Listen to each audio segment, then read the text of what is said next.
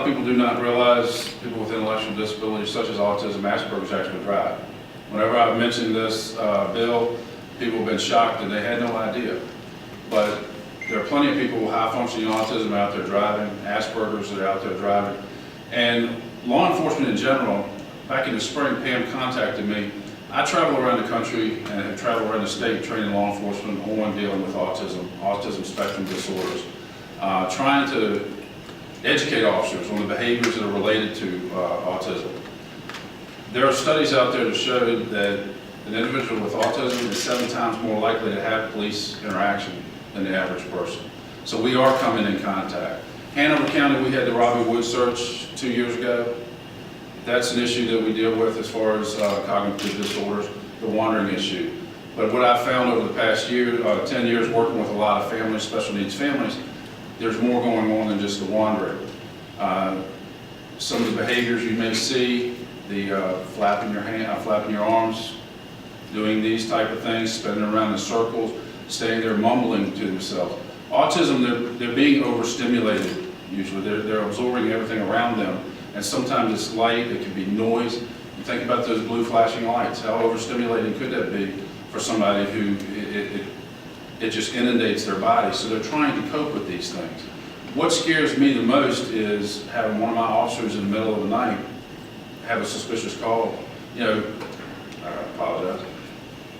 Everybody says autism, and I think the general public thinks children. But these children 15 years from now, 20 years from now are going to be adults. And they're going to be exhibiting a lot of the same behaviors. Now, when my officer at 2 o'clock in the morning gets a call for the suspicious individual standing on the side of the road, flapping his arms and mumbling to himself, and that officer comes up, tries to communicate with them, not getting any answers back, or in some cases with autism, they have this thing called echolalia, where they will repeat what you say. Now, an officer comes up and says, "Hey, what are you doing?" And the reply is, "Hey, what are you doing? What's your name?" And the reply is, "What's your name?" You know, you can see how that could be a recipe for disaster. We don't want that to happen. So if this is the case where the individual's not able to communicate with the officer, they may have an ID or a driver's license. They may be having an episode, as the senator stated, where we could get that, and if there's an indicator, okay, we understand something's going on. Typically, as it is today, many of us officers, when we're out there, we run across these situations, we don't know exactly what to do. So our first step, call mental health. We end up calling mental health. They sometimes respond out there. We're tying them up where they could be better off served somewhere else doing other things, dealing with the real mental health issues. And if we've got the indicator that, okay, it's autism, Asperger's, intellectual disability, plus this ID, this OL, is going to have a contact, emergency contact number, where we can pull that information and call whoever needs to be there to come help us out. So it's, if you could go online and you can look across this country, across the world, law enforcement is having quite a few contacts and interactions with people on the spectrum. Many of them are not turning out very well. Officers are tasering and hurting people with autism, and the officers are getting hurt themselves. With autism, you're talking sometimes higher levels of testosterone, okay, higher adrenaline rushes.